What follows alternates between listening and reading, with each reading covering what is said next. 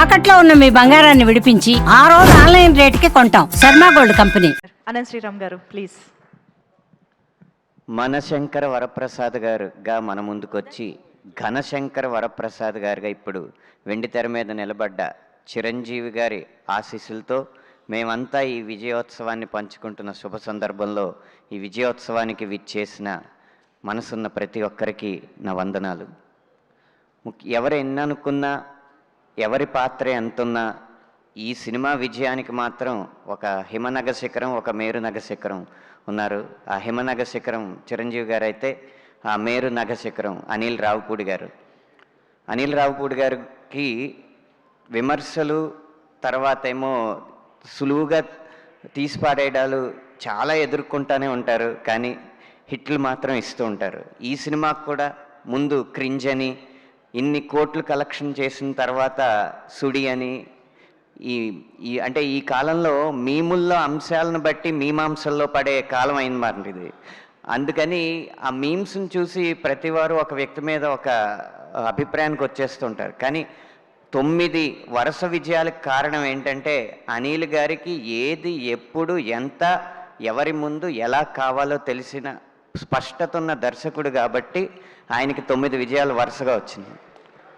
ఉదాహరణకి ఈ పాటలో అంటే రచన చేస్తున్నప్పుడు ఏదైనా మంచి ప్రాస వస్తే చాలా బాగా అనిపించి అది వాడేయాలనుకుంటాం.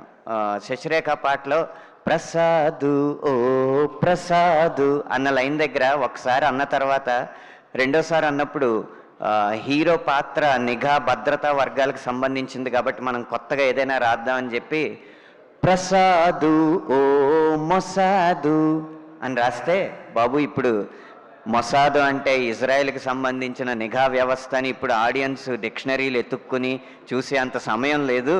అది సంక్రాంతికి మెదడుకు మేత పెట్టుకోవడానికి రారు, మనసారా నవ్వుకోవడానికి వస్తారు కాబట్టి అలా సులువుగా ఉంచు పాటని అని చెప్పి నిర్దేశించి అలా ప్రతి వాక్యాన్ని తనకి ఏది కావాలో అది తెప్పించుకుంటారు. ఒక్క సాహిత్య శాఖలోనే కాదు, ప్రతి 24 శాఖల్లోనూ తనకున్న స్పష్టత, స్వచ్ఛత అన్నీ కలిపే 9 విజయాలకి మెట్లేసి 10వ విజయం వైపు పరిగెడుతుందనేది నా ఉద్దేశం.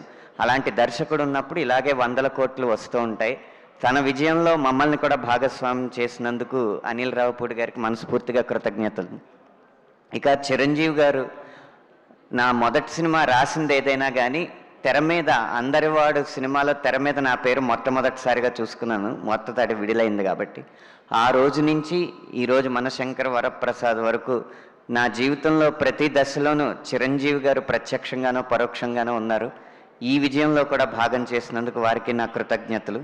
సుష్మిత గారికి నేను సినిమా పరంగా ఇది భాగస్వామ్యం మొదటిసారి, కానీ మీలేవరు కోటీశ్వరుడికి మేము కలిసి పనిచేసాం. ఆనాటి జ్ఞాపకాల నుంచి ఈనాటి జ్ఞాపకాల వరకు ఈ విజయాల్ని పంచుకుంటున్నందుకు మీకు కూడా కృతజ్ఞతలు.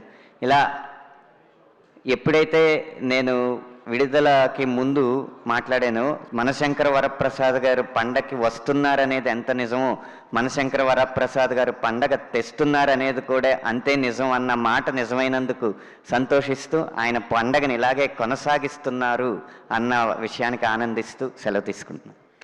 థ్యాంక్ యూ సో మచ్ అండి. ముగ్గురు లిరిసిస్టులు మాట్లాడుతున్న సమయంలోనే మా మ్యూజిక్ డైరెక్టర్ బీమ్స్ గారు కూడా ఎంట్రీ ఇచ్చారు. వారికి కూడా వెల్కమ్ చెప్పేస్తూ ముగ్గురికి కూడా